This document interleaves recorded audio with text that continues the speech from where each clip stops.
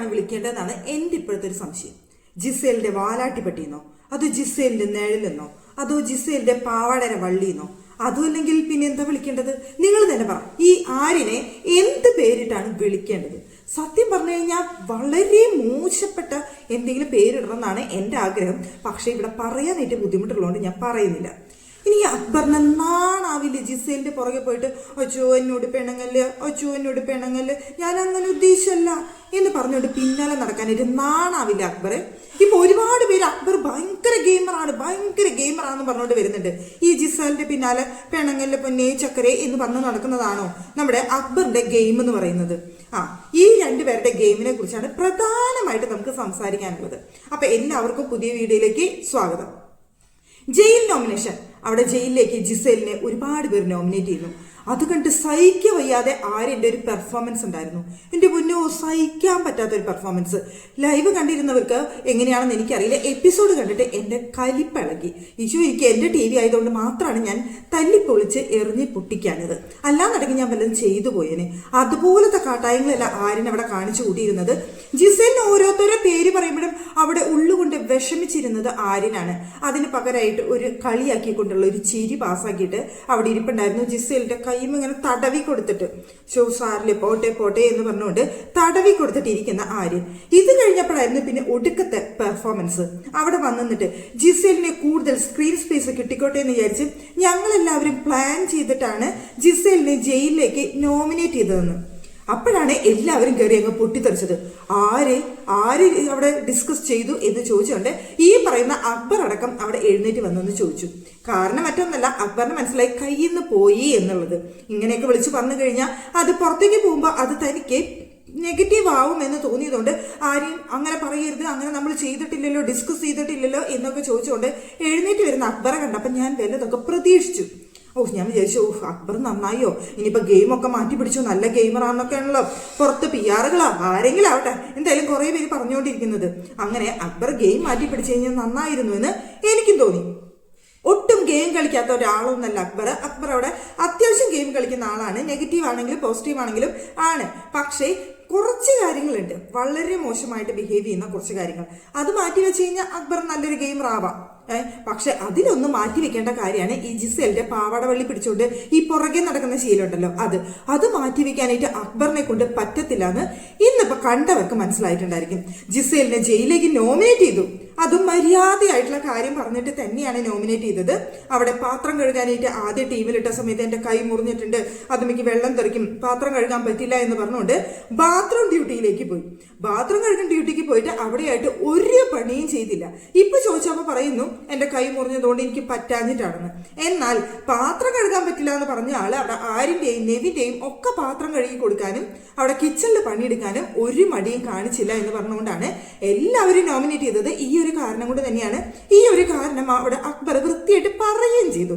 പക്ഷേ അവിടെ സ്വന്തം അമ്മയുടെ അനിയത്തി മരിച്ച സമയത്ത് അവിടെ ആരുടെ മുന്നിൽ ഞാൻ കരയില്ല എന്ന് പറഞ്ഞുകൊണ്ട് വലിയ സംഭവമായിട്ട് അവിടെ ഇരുന്ന ജിസേലിനെ തന്നെ ജയിലിലേക്ക് നോമിനേറ്റ് ചെയ്തു എന്ന് പറഞ്ഞ സമയത്ത് ഭയങ്കര കരച്ചില്.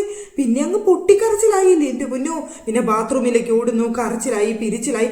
ആര്യൻ പിന്നാലെ വരുന്നു, ബാത്റൂമിന്റെ ഡോർ തട്ടുന്നു. ജിസേൽ വായോ ജിസേൽ, കരയില്ല ജിസേൽ, സാരില്ലേ ജിസേൽ, കുഴപ്പമില്ലേ ജിസേൽ എന്ന് പറഞ്ഞുകൊണ്ട് പിന്നെ അവിടെ നിന്ന് അങ്ങോട്ട് എൻ്റെ പൊന്നോ കരയല്ലേ ചക്കരേ മുത്തേ എന്ന് പറഞ്ഞുകൊണ്ടാണ് അവിടെ നിന്ന് വിളിച്ചോണ്ട് വരുന്നത് ആര്യൻ. അവിടെ അക്ബർ നോമിനേറ്റ് ചെയ്തതാണ് ജിസേലിന് ഏറ്റവും സങ്കടമായത്. നിങ്ങൾ എന്തിനാണ് എന്നെ നോമിനേറ്റ് ചെയ്തത് എന്ന് ചോദിച്ചുകൊണ്ടാണ് അവിടെ കരച്ചിലിന്റെ ഒരു നാടകം നടത്തിയത്. അപ്പോഴാണെങ്കിൽ അക്ബറിന് അത് കണ്ടിട്ട് സഹിച്ചില്ല. നമ്മുടെ ജിസേൽ കറിയല്ലേ, അക്ബറിന് സഹിക്കൂ. അക്ബർ അവിടെ വന്നിട്ട് അയ്യോ ഞാൻ അങ്ങനെയൊന്നും വിചാരിച്ചില്ല, നിന്റെ നല്ലതിന് വേണ്ടിയിട്ടാണ് ഞാൻ നോമിനേറ്റ് ചെയ്തത്, അതൊരു റീസൺ ഉണ്ടായിരുന്നു, അതുകൊണ്ടാണ് ഞാൻ നിനക്ക് ഇത്രയും വിഷമാവുന്നൊന്നും വിചാരിച്ചില്ല. നീ അവിടെ കിച്ചണിൽ പണിയെടുക്കാനായിട്ട് എപ്പോഴും വരും, എന്നാൽ ബാത്റൂം ഡ്യൂട്ടി ചെയ്യാഞ്ഞിട്ടല്ലേ നീ, അല്ലെങ്കിൽ എനിക്ക് കൈമ മുറിവായതുകൊണ്ട് പറ്റാഞ്ഞിട്ടാന്ന് പറഞ്ഞപ്പോൾ അവിടെ അക്ബർ ചോദിച്ചു അപ്പൊ പിന്നെ ബാക്കിയുള്ള ക്യാപ്റ്റൻ നീ ആയിരുന്നില്ലേ, അപ്പൊ എല്ലാവരെയും കൊണ്ട് പണിയെടുപ്പിക്കണ്ടേ? അയ്യോ ഞാൻ എല്ലാവരോടും പണിയെടുക്കാൻ പറഞ്ഞിട്ട് അവരാരും ചെയ്തില്ല, അപ്പൊ നീ അതിനോട് മുന്നു പറയണ്ടേ അവരാരും പണി ചെയ്യാഞ്ഞിട്ടാണെന്ന്. അങ്ങനെയാണെന്നുണ്ടെങ്കിൽ ഞാൻ അവരെ നോമിനേറ്റ് ചെയ്യായിരുന്നല്ലോ, അതെനിക്ക് അറിയില്ലായിരുന്നല്ലോ, അതുകൊണ്ടാണ് നോമിനേറ്റ് ചെയ്തത്, സോറി ക്ഷമിക്ക് ജിസേൽ എന്ന് പറഞ്ഞുകൊണ്ടുള്ള അക്ബറിന്റെ എൻ്റെ പൊന്നോ. ഇനി ജിസേലിന്റെ കാല് പിടിച്ച് മാപ്പ് പറയാനാണെന്നുണ്ടെങ്കിലും അതിനാണെങ്കിലും അക്ബർ തയ്യാറാണ്. ഇതിനൊക്കെ എന്തെന്ന് പറയാൻ നാണം കെട്ട കളി എന്നല്ലേ പറയാനായിട്ട് സാധിക്കുള്ളൂ. നാണക്കേട്. ഈ അക്ബറെ ഉള്ള വില ഇങ്ങനെ കളഞ്ഞു കുളിക്കാതെ അത്യാവശ്യം അവിടെ എന്തെങ്കിലുമൊക്കെ കാണിച്ചു നിൽക്കുന്ന സമയത്ത് ഇത്തിരിയൊക്കെ പേര് പ്രശസ്തിയൊക്കെ എടുത്ത് അപ്പാനി പോയതിനു ശേഷം ഒന്ന് പൊന്തി വരാണ് ഇവിടെ അക്ബർ. അപ്പോ ആ കാലം അങ്ങോട്ട് കൊണ്ടുപോയി ഒടച്ചു കളഞ്ഞെന്ന് പറയാം. നാണക്കേടെന്നല്ലാതെ ഇതിനെന്താ പറയാ, എനിക്ക് അയ്യേ നാണക്കേടെന്ന് എനിക്ക് പറയാനായിട്ട് സാധിക്കുള്ളൂ. അങ്ങനെ തന്നെയാണ് തോന്നിയത്. അവിടെ ജിസേലിന്റെ അടുത്ത് ചെന്നിട്ട് കരയല്ലേ പൊന്നെ ചക്കരേ എന്ന് പറഞ്ഞുകൊണ്ട് അവിടെ നോമിനേറ്റ് ചെയ്തതിനെ ക്ഷമ ചോദിക്കുന്നു. അവിടെ ഇനി ഞാൻ ചെയ്യില്ല എന്ന് പറയുന്നു. അവിടെ ജിസേലിനാണെന്നുണ്ടെങ്കിൽ ഞാനാണ് ഈ വീട്ടിലെ ഏറ്റവും വലിയ തെറ്റ് ചെയ്തതെന്നുള്ള തരത്തിലല്ല നിങ്ങൾ എന്നെ നോമിനേറ്റ് ചെയ്തത്. ലക്ഷ്മിയുടെ പേര് പറയുന്നതിനേക്കാൾ മുമ്പ് ഫസ്റ്റ് എന്റെ പേരാണ് പറഞ്ഞത്. അപ്പൊ ഫസ്റ്റ് എന്റെ പേര് പറഞ്ഞ് ഞാൻ വലിയ തെറ്റ് ചെയ്തു എന്നുള്ള അർത്ഥം കൊണ്ടല്ലേ എന്ന് പറഞ്ഞുകൊണ്ടാണ് അവിടെ ജിസേലിന്റെ കരച്ചിൽ നാടകം. എന്തായാലും സംഭവം എന്തായാലും ജിസേലിനെ കൊണ്ടുപോയി ജയിലിലേക്ക് ഇട്ടു. അവിടെ ആര്യന്റെ ഹൃദയം തകർന്നു. നമ്മുടെ ജിസേൽ പറയുന്ന പോലെ എന്റെ ഹൃദയം പൊട്ടിപ്പോയി ലാലേട്ടാന്ന് പറഞ്ഞ ആ എപ്പിസോഡിലാണ് ജിസേലിനെ ഫാൻസ് കൂടിയത്. മലയാളം അറിയാൻ സംസാരിക്കാനായിട്ട് അറിയാത്തവരുടെ ആ ഒരു കൊഞ്ചിയുള്ള ഭാഷയിൽ അവിടെ ലാലേട്ടന്റെയും പ്രേക്ഷകരുടെയും കുറച്ച് പേരുടെ അങ്ങ് അകത്തേക്ക് അങ്ങോട്ട് കയറിപ്പറ്റി എന്റെ ഹൃദയം പൊട്ടിപ്പോയി എന്ന് പറഞ്ഞുകൊണ്ട്. അതുപോലെ ജിസേലിന്റെ ഹൃദയം ഇന്ന് വിങ്ങി പൊട്ടിപ്പോയ ദിവസമാണ് ലാലേട്ടൻ വീക്കെൻഡ് എപ്പിസോഡിൽ വരുന്ന സമയത്ത് ഇതിനെക്കുറിച്ച് ചോദിക്കുമ്പോൾ വീണ്ടും ജിസേൽ പറയും എന്റെ ഹൃദയം പൊട്ടിപ്പോയി ലാലേട്ട, എന്റെ ഹൃദയത്തിൽ ഇനി ഒന്നുമില്ല, ആര്യൻ മാത്രമേ ഉള്ളൂ എന്നുള്ള കാര്യം അവിടെ ചിലപ്പോൾ വെളിപ്പെടുത്തിയിരിക്കും വേണമെങ്കിൽ. ആര്യനാണെന്നുണ്ടെങ്കിൽ ജിസേലിന് എന്തെങ്കിലും സംഭവിച്ചു കഴിഞ്ഞാൽ ആര്യനെ സഹിക്കത്തില്ല. എന്താണെന്ന് എനിക്ക് മനസ്സിലാവുന്നില്ല. ഇവർ തമ്മിലുള്ള ബന്ധം എന്താണ്? നിങ്ങൾക്ക് എന്താ തോന്നുന്നു? എന്ത് ബന്ധമാണ്? ഒരു ഫ്രണ്ട്ഷിപ്പ് കോംബോ ആണോ എന്ന് ചോദിച്ചു കഴിഞ്ഞാൽ അങ്ങനെ ഒരു ഫ്രണ്ട്ഷിപ്പ് കോംബോ പ്രേക്ഷകർക്കാർക്ക് തോന്നിയിട്ടില്ല. ഇനിയിപ്പോൾ ലവ് കോംബോ ആണോ? അങ്ങനെയും തോന്നുന്നില്ല. ലവ് കോംബോ അവർ പറഞ്ഞത് അങ്ങനെ ഇല്ലെന്നല്ല അവർ പറയുന്നത്. അപ്പൊ ആ കോംബോയും അല്ല. പിന്നെ ഏത് കോംബോണാവോ എനിക്ക് മനസ്സിലാവുന്നില്ല. ഇനി ഏത് ഇതാണെന്നുണ്ടെങ്കിലും ഇവിടെ പ്രേക്ഷകർ അത് ഏറ്റെടുത്തിട്ടില്ല എന്നുള്ളതാണ് യാഥാർത്ഥ്യം. ഈ പ്രേക്ഷകർക്ക് ഇവർ രണ്ടുപേരെയും കോംബോ നിലവിൽ ഈ വരുന്ന സാഹചര്യം 10-40 ദിവസമായിട്ടും ഇതുവരെ അവർ ഏറ്റെടുത്തിട്ടില്ല പ്രേക്ഷകർ എന്നുള്ളതാണ്. എനിക്ക് തോന്നുന്നു ഇപ്പോ ഇവിടെ ആര്യന്റെ എന്താ പറയാ ഇഷ്ടപ്പെടുന്ന അധികം പേരൊന്നും ഉണ്ടാവില്ല, വളരെ കുറച്ച് പേരേ ഉണ്ടാവുള്ളൂ. അങ്ങനെ ഇഷ്ടപ്പെടുന്ന ഫാൻസ് ആണെങ്കിൽ പോലും ഈ ജിസേലുമായിട്ടുള്ള കോംബോ അവർക്ക് ഒട്ടും ഇഷ്ടപ്പെടില്ല. കാരണം ആര്യനെ നെഗറ്റീവ് ആക്കുന്നത് ജിസേൽ എന്നുള്ള ആ കോംബോ കാരനാണ്. ഇനിയിപ്പോ ജിസേലിന്റെ ഫാൻസിനാണെങ്കിൽ ഈ ആര്യനൊന്ന് പുറത്തു പോയി കിട്ടിയെങ്കിൽ ജിസേലിനെ ഫൈനാലെ വരെ നിൽക്കാനുള്ള അവിടെ കെൽപ്പൊക്കെ ഉണ്ടായിരുന്നു. ഈ ആര്യനെ ഒന്ന് പുറത്തു പോയി എന്നായിരിക്കും ജിസേലിന്റെ ഫാൻസ് കരുതുന്നുണ്ടായിരിക്കുക. കാരണം ഈ ആര്യൻ കാരണം ജിസേലിന് നെഗറ്റീവ് വരുന്നുള്ളൂ. സത്യത്തിൽ ഇവരുടെ കോംബോ കാരണം ഇവർക്ക് രണ്ടുപേർക്ക് നെഗറ്റീവ് വരുന്നുള്ളൂ. എനിക്ക് തോന്നുന്നു ആര്യന്റെ ഒക്കെ വിചാരം ഇവരുടെ കോംബോ ഇങ്ങനെ പുറത്തിങ്ങനെ പാറിപ്പറന്ന് ഇങ്ങനെ കളിക്കാണെന്നാണ് നമ്മുടെ ആര്യന്റെ വിചാരം തോന്നുന്നു. അതുകൊണ്ട് ഈ കോംബോ അങ്ങോട്ട് ചേർത്ത് പിടിച്ച് ജിസേലിന് എന്തെങ്കിലും പറ്റിക്കഴിഞ്ഞാൽ ഇങ്ങനെ ചേർത്ത് പിടിച്ച് ഇത്രയും സ്നേഹം ബാക്കിയുള്ളവരോടൊക്കെ കാണിക്കുന്നുണ്ടെന്ന് ദൈവത്തിനറിയാം. എന്തായാലും ഈ ബിഗ് ബോസ് വീടിനുള്ളിൽ ആര്യന്റെ പ്രിയപ്പെട്ടത് ആരെയും ചോദിച്ചു കഴിഞ്ഞാൽ ജിസേലാണ്. ജിസേലിന്റെ പ്രിയപ്പെട്ടത് ആരെയും ചോദിച്ചു കഴിഞ്ഞാൽ അത് ആര്യനാണ്. ജിസേൽ എന്തുണ്ടാക്കിയാലും എന്ത് ചെയ്താലും അത് ആര്യനുള്ളത്. ആര്യൻ ജിസേലിന് വേണ്ടി തന്റെ ജീവിതം കൊടുക്കുമെന്നുള്ളത് കണ്ടറിയേണ്ട കാര്യം. അതുപോലെ തന്നെ അക്ബറിന്റെ കാര്യം. ജിസേൽ എന്ത് പറയുന്നോ അതാണ് അവിടുത്തെ നിയമം എന്നുള്ളിടത്ത് നിന്നാണ് അവിടെ അക്ബർ കയറിയിട്ട് നോമിനേറ്റ് ചെയ്ത ആ ജിസേലിന്റെ നിയമം തെറ്റിച്ചതിന്റെ വിഷമം കൊണ്ടാണ് ജിസേൽ കരഞ്ഞത്. ആ വിഷമം മാറ്റാനായിട്ട് അവിടെ അക്ബർ മാക്സിമം ശ്രമിക്കുന്നുണ്ടായിരുന്നു. അവസാനം ജയിലിൽ പോയി കിടന്നപ്പോഴോ അവിടെയാണെന്നുണ്ടെങ്കിൽ സിമ്പിൾ ആയിട്ടുള്ള ഒരു പണിയും കൊടുത്തു ബിഗ് ബോസ്. കാരണം ജിസേലല്ലേ ജയിലിൽ എടുക്കുന്നത്. അപ്പൊ പിന്നെ ഭാരമുള്ള പണിയൊക്കെ കൊടുത്ത് വിഷമിപ്പിക്കാൻ പാടുണ്ടോ? അപ്പൊ സിമ്പിൾ ആയിട്ടുള്ള എന്തെങ്കിലും കൊടുക്കാനായിട്ട് പാടുള്ളൂ. അപ്പോൾ അവിടെ ബിഗ് ബോസ് കയറിയിട്ട് സിമ്പിൾ ആയിട്ട് കുട്ടിക്ക് കളിക്കാനായിട്ട് കുട്ടികൾ നമ്മുടെ മണ്ണൊക്കെ കൊഴിച്ച് കളിക്കുന്ന കളിയുണ്ടല്ലോ, അതുപോലെ കളിക്കാനായിട്ടുള്ള ഒരു ഗെയിം കൊടുത്തു. ഇനിയിപ്പോ ജിസേലിന് അത് ചെയ്യാൻ അറിയാന്നുണ്ടെങ്കിൽ അതൊക്കെ ചെയ്ത് കഴിഞ്ഞ് ഇത്തിരി പേരും ഇതൊക്കെ കിട്ടും. ലാലേട്ടൻ വരുമ്പോ അതൊക്കെ എടുത്ത് പൊക്കി കാണിച്ച് ലാലേട്ടൻ കണ്ട ജിസേൽ നിങ്ങളെ ചെയ്തത് കൊണ്ട് എങ്ങനെയുണ്ട്, ഇഷ്ടപ്പെട്ടോ എന്നൊക്കെ ചോദിച്ച് ജിസേലിന് നല്ലൊരു സ്ക്രീൻ സ്പേസ് കൊടുക്കാം ലാലേട്ടൻ വരുന്ന വീക്കെൻഡ് എപ്പിസോഡിൽ. ഇപ്പൊ എന്ന് വെച്ച് കഴിഞ്ഞാൽ മെയിൻ ആയിട്ട് ഇവർ ഉദ്ദേശിക്കുന്ന ജിസേലിനെയും അക്ബറിനെയും ആരിനെയും പ്രൊമോട്ട് ചെയ്യാന്നുള്ള ഒരു കാര്യമാണ് കാണിക്കുന്നത്. കൂടുതൽ കണ്ടന്റ് കൊടുക്കുന്ന ആൾക്കാരൊക്കെ അവർ മാറ്റി നിർത്തിയിട്ട് ഇപ്പൊ ഈ 3 പേരുടെ കണ്ടന്റുകൾ മാത്രമാണ് എപ്പിസോഡിൽ പ്രധാനമായിട്ടും കാണിച്ചുകൊണ്ടിരിക്കുന്നത്. അപ്പൊ പിന്നെ എനിക്ക് തോന്നുന്നു ഇനി ഈ 3 പേരുടെ ഷോ ആക്കി ഈ ബിഗ് ബോസ് സീസൺ 7 മാറ്റിയാൽ വളരെ നല്ലതായിരിക്കുന്നു. ആര്യൻ, ജിസേൽ, അക്ബർ ഇവർക്ക് 3 പേർക്കുള്ള ഷോ അവസാനം ഇവരിൽ ആർക്ക് കപ്പ് കൊടുക്കണമെന്ന് ബിഗ് ബോസ് തീരുമാനിക്കും. ആ തരത്തിലേക്കാണ് ഇപ്പോൾ കാര്യങ്ങൾ മുന്നോട്ട് പോകുന്നത്. ബാക്കിയുള്ളവർക്കൊന്നും കാര്യമായിട്ടുള്ള റോളൊന്നുമില്ല. അവിടെ ഇവിടെയും ഇവരുടെ പുറകെ നിൽക്കുന്നതുകൊണ്ടും അല്ലെങ്കിൽ ഇവരുമായിട്ടുള്ള വിഷയങ്ങളൊക്കെ വരുമ്പോൾ അവരെ കാണിക്കേണ്ടി വരുന്നത് കൊണ്ട് കാണിക്കുന്നു. അത്രേ ഉള്ളൂ. ഈ 3 പേര് മാത്രമായിട്ട് ബിഗ് ബോസിനെ കാണിക്കാൻ പറ്റിയ അതാണ് ഏറ്റവും ഇഷ്ടം. ബാക്കിയുള്ളവർക്കൊക്കെ ഇവരുമായി ബന്ധപ്പെട്ടുള്ള സീനുകൾ വരുമ്പോൾ ഇവർക്ക് ബൂസ്റ്റ് ചെയ്യണ്ടേ? അപ്പൊ അതിന് അവരുടെ നെഗറ്റീവ്സ് എടുത്ത് കാണിക്കുന്നു. അപ്പൊ ഇവര് ബൂസ്റ്റ് ആവും എന്നാണെന്ന് തോന്നുന്നു ബിഗ് ബോസ് വിചാരിക്കുന്നത്. സത്യത്തിൽ കണ്ടിട്ട് അങ്ങനെയാണ് തോന്നുന്നത്. അതുകൊണ്ട് പറഞ്ഞു പോകുന്നത്. ഇപ്പൊ എല്ലാവരും വന്നിട്ട് പറയും ഞാൻ അനുമോളുടെ ഫാൻസ് ആണ്, അല്ലെങ്കിൽ അനുമോളുടെ PR ആണ്, അല്ലെങ്കിൽ ഞാൻ മറ്റാരുടെയെങ്കിലും PR ആണെന്നൊക്കെ പറഞ്ഞിട്ട് കുറേ പേര് വരെ ഇരിക്കും. സത്യത്തിൽ ഞങ്ങളെ പോലുള്ള ഈ കൊച്ചു ചാനലുള്ളവർക്കൊന്നും ഒരു PR ആരും തരാൻ പോകുന്നില്ല. അതെങ്കിലും ആ കമന്റ് ഇടുന്നവരൊന്ന് ചിന്തിക്കണേ. ഒരു PR അല്ല, ഒന്നുമല്ല, നമ്മളിത് കണ്ടിട്ട് റിവ്യൂ ചെയ്യുന്നതാണ്. കാണുന്ന സമയത്ത് നമുക്ക് തോന്നുന്ന കാര്യങ്ങളാണ് നമ്മളിവിടെ വന്ന് പറയുന്നത്, അല്ലെങ്കിൽ നമ്മൾ അറിയുന്ന കാര്യങ്ങളാണ് നമ്മൾ പറയുന്നത്. നമ്മളൊരു നോർമൽ പ്രേക്ഷക എന്ന നിലയിൽ നമ്മളിത് കാണുന്ന സമയത്ത് നമുക്ക് എന്ത് ഫീൽ ചെയ്യുന്നു എന്നുള്ളതാണ് ഞങ്ങളിവിടെ വന്ന് ഷെയർ ചെയ്യുന്നത്, അല്ലെങ്കിൽ നമുക്ക് അറിയാൻ സാധിക്കുന്ന കാര്യങ്ങൾ നിങ്ങളുമായിട്ട് ഷെയർ ചെയ്യുന്നു. അത്രേ ഉള്ളൂ, അല്ലാതെ ആരുടെയും PR ആയിട്ടല്ല. ഇപ്പോൾ ബിഗ് ബോസ് എന്ന് പറയുന്ന ഈ ഷോ കാണുന്ന സമയത്ത് തോന്നുന്ന കാര്യങ്ങളാണ് പറഞ്ഞത്. ഈ 3 പേർക്ക് വേണ്ടിയിട്ട് മാത്രം ഷോ നടത്തുന്നതായിട്ട് ഇവരുടെ സ്ക്രീൻ സ്പേസ് മാത്രമാണ് അവിടെ ഉള്ളത്, ഇവരുടെ കണ്ടന്റ് മാത്രമാണുള്ളത്. ഇവരുടെ കണ്ടന്റിൽ മറ്റുള്ളവർ ഉൾപ്പെടുമ്പോൾ വരുന്ന കണ്ടന്റുകൾ കഴുത്ത് കാണിക്കുന്നു. അല്ലാതെ അവിടെ കാര്യമായിട്ട് ഒരു കണ്ടന്റ് ബാക്കിയുള്ളവരുടെ കാണിക്കുന്നതായിട്ട് എനിക്ക് തോന്നുന്നില്ല. ബാക്കിയുള്ളവരെ കാണിക്കുന്നുണ്ട്, അവരെ നെഗറ്റീവ് ആക്കാനായിട്ട് എന്താണോ കാണിക്കേണ്ടത് അത് എഡിറ്റ് ചെയ്ത് കൃത്യമായിട്ട് കാണിക്കാനായിട്ട് ശ്രമിക്കുന്നുണ്ട്. അപ്പൊ ഇത് എത്ര ദിവസം മുന്നോട്ട് പോകുന്നുള്ളത് കണ്ടറിയേണ്ട കാര്യമാണ്. പിന്നെ സീരിയസ് ആയിട്ടുള്ള മറ്റൊരു വിഷയം എന്ന് പറയുന്നത് നമ്മുടെ ഒനിയലിന്റെ വിഷയമാണ്. ഒനിയൽ ലക്ഷ്മി വിഷയം. അതിൽ ഒനിയിൽ പൊട്ടിക്കരയുന്നുണ്ടായിരുന്നു. ഒനിയലിന് അത്രയും സങ്കടം സഹിക്കാൻ പറ്റാത്തൊരു കാര്യമാണ്.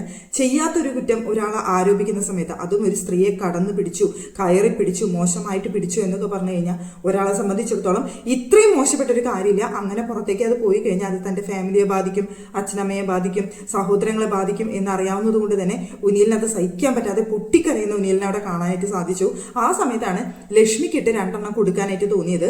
ഇതെന്തായാലും വീക്കെൻഡ് എപ്പിസോഡിൽ അത് വീഡിയോ അടക്കം കാണിച്ച് അത് ക്ലിയർ ചെയ്യേണ്ട ഒരു കാര്യമാണ്. ലക്ഷ്മി തന്നെ എനിക്കത് ക്ലിയറായി, എൻ്റെ ഭാഗത്തു നിന്നുണ്ടായ തെറ്റാണെന്ന് അവിടെ ഉനിയലിന്റെ അടുത്ത് മാപ്പ് ചോദിക്കേണ്ട ഒരു സിറ്റുവേഷൻ അവിടെ ഉണ്ടാവണം. ഇല്ലാന്നുണ്ടെങ്കിൽ വളരെ മോശമായിരിക്കും. ബിഗ് ബോസ് എന്ന് പറഞ്ഞത് അത് ക്ലിയർ ചെയ്യും എന്ന് തന്നെയാണ് പറഞ്ഞത്.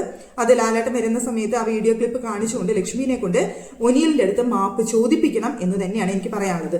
അപ്പോൾ അങ്ങനെ നോക്കുന്ന സമയത്ത് മറ്റൊരു വിഷയമാണ് നിൽക്കുന്നത് ആദിലയും നൂറയുമായി ബന്ധപ്പെട്ട് അവിടെ ലക്ഷ്മി നടത്തിയ പ്രസ്താവനകൾ. അതും എടുത്തു കാണിച്ച് പലർക്കും അത് ആദിലേനെയും നൂറേനെയും ആണ് പറഞ്ഞതെന്ന് പലർക്കും മനസ്സിലായിട്ടില്ല എന്നാണ് എനിക്ക് തോന്നിയിട്ടുള്ളത് ഹൗസ് മേറ്റ്സിന്റെ ഇടയിൽ. കാരണം ഹൗസിനുള്ളിൽ ഇതൊരു ചർച്ചാ വിഷയമായിട്ടില്ല. പലർക്കും അത് എന്താണ് കാര്യമെന്ന് മനസ്സിലാവാത്തത് കൊണ്ടാണെന്ന് ഞാൻ വിചാരിക്കുന്നു.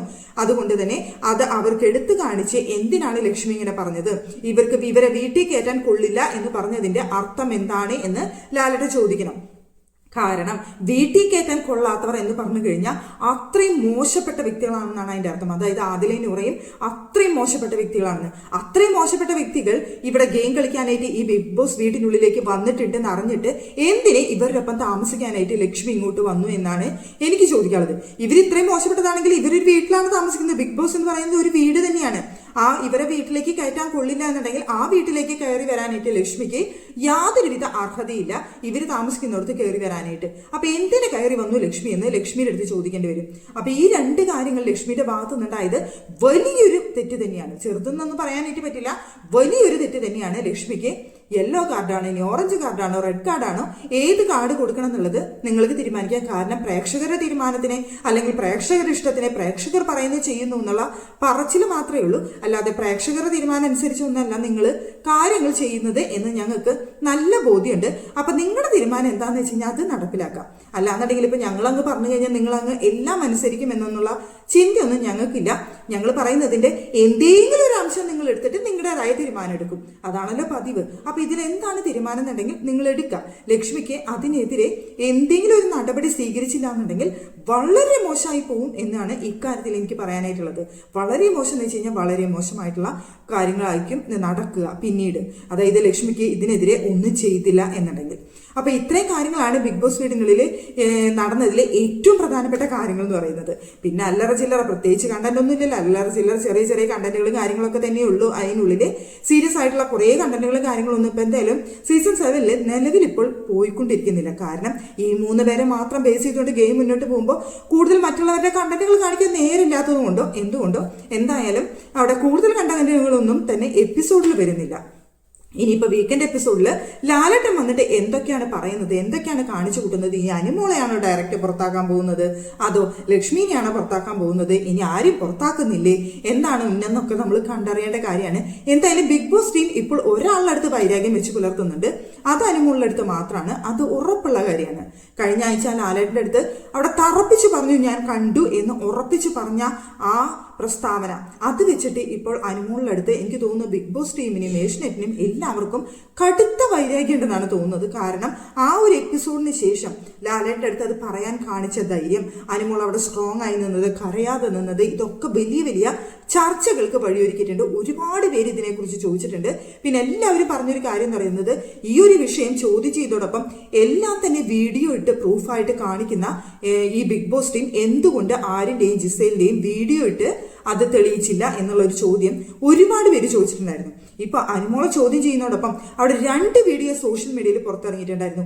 ഈ 2 വീഡിയോയും ഹൗസിനുള്ളിൽ ഉള്ളവർക്ക് കാണിച്ചു കൊടുത്തിട്ട് നിങ്ങൾക്ക് എന്ത് തോന്നുന്നു, ഇങ്ങനെ ചെയ്തിട്ടുണ്ടോ, ഇതെന്തായാലും ഇങ്ങനെയാണ് നടന്നിട്ടുള്ളത്, എന്താണെന്ന് അവർ പറയട്ടെ എന്ന് ചോദിച്ചുകൊണ്ട് ആരിന്റെ അടുത്തും ജിസേലിന്റെ അടുത്തും ഈ വീഡിയോയിൽ കണ്ടിട്ട് നിങ്ങൾ എന്താ ചെയ്തത് എന്ന് ചോദിച്ച് അതിനൊരു ക്ലാരിറ്റി വരുത്തേണ്ടതായിരുന്നു. പക്ഷെ അത് ചെയ്തില്ല. വീഡിയോ പ്ലേ ചെയ്യുകയോ ഒന്നും ചെയ്തില്ല. ഞങ്ങൾ കണ്ടില്ല എന്ന് മാത്രമാണ് പറഞ്ഞിരുന്നത്. പക്ഷെ നിങ്ങൾക്കറിയാം, ആ വീഡിയോ കാണുന്ന സമയത്ത് ഒരു നെഗറ്റീവ് ഇപ്പൊ പറയും, എന്താ പറയാ, കണ്ണ് മഞ്ഞ കളറുള്ളവർക്ക് മുഴുവൻ മഞ്ഞ കളറായിട്ട് തോന്നുള്ളൂ എന്നൊക്കെ പറയില്ലേ, മഞ്ഞപ്പിത്തം പിടിച്ചവർക്ക് ആ ഒരു അവസ്ഥയാണ് നമുക്കെന്നൊക്കെ പറയും. പക്ഷെ ആ വീഡിയോ കാണുന്ന ഏതൊരു സാധാരണ പ്രേക്ഷകനും തോന്നുന്ന സംശയങ്ങൾ അവിടെ അനുമോൾക്കും തോന്നിയതാവാം എന്ന് തന്നെയാണ് ഞാൻ വിചാരിക്കുന്നത്. ഇപ്പോൾ ആര്യന് ജിസേലും തെറ്റ് ചെയ്തു എന്നൊന്നും ഞാൻ 100% ഞാൻ ഉറപ്പ് പറയുന്നില്ല. നമുക്ക് ആ പൊതുപ്പിന്റെ ഉള്ളിൽ എന്താണ് നടന്നതെന്ന് നമുക്കറിയില്ല എന്നുള്ളതുകൊണ്ട്. പക്ഷേ അവിടെ ആ പൊതുപ്പിന്റെ ഉള്ളിലുള്ള ആക്ഷൻസും അനക്കങ്ങളും കാര്യങ്ങളും ഇതൊക്കെ കാണുന്ന സമയത്ത് ഏതൊരു ആൾക്കും പുറത്തുനിന്ന് കാണുന്ന സമയത്ത് തോന്നുന്ന അതേ സംശയങ്ങൾ അവിടെ അനുമോൾക്കും തോന്നിയിട്ടുണ്ടായിരിക്കാം. അതായിരിക്കാം അവിടെ സംഭവിച്ചതെന്നാണ് ഞാൻ വിചാരിക്കുന്നത്. ഇനി ഇതിന്റെ പേരിൽ അനുമോളുടെ അടുത്ത് ഇനി തുടർന്നുള്ള വീക്കെൻഡ് എപ്പിസോഡുകളിൽ അല്ലെങ്കിൽ എപ്പിസോഡുകളിൽ ഇനി എന്തൊക്കെ തരത്തിലുള്ള പകവീട്ടലുകളാണ് നടക്കാൻ പോകുന്നതെന്ന് കാത്തിരുന്ന് കാണേണ്ട കാര്യമാണ്. എന്തായാലും പ്രേക്ഷകരുടെ സപ്പോർട്ട് അനുമോൾക്ക് ഉണ്ടെന്നറിയാം.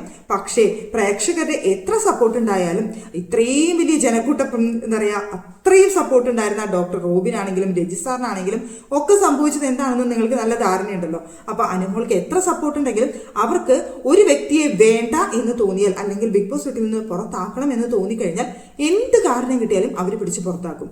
അപ്പൊ അനുമോൾക്ക് ആ ഗതിയാണോ വരുന്നത് എന്നൊരു സംശയമില്ലാതില്ല. ഗതി വരാതിരിക്കട്ടെ എന്ന് നമുക്ക് പ്രാർത്ഥിക്കാം. പക്ഷെ അതിനുള്ള ഒരു ചാൻസും മുന്നിൽ കണ്ട് തന്നെ വേണം നമ്മൾ കാത്തിരിക്കാനായിട്ട്.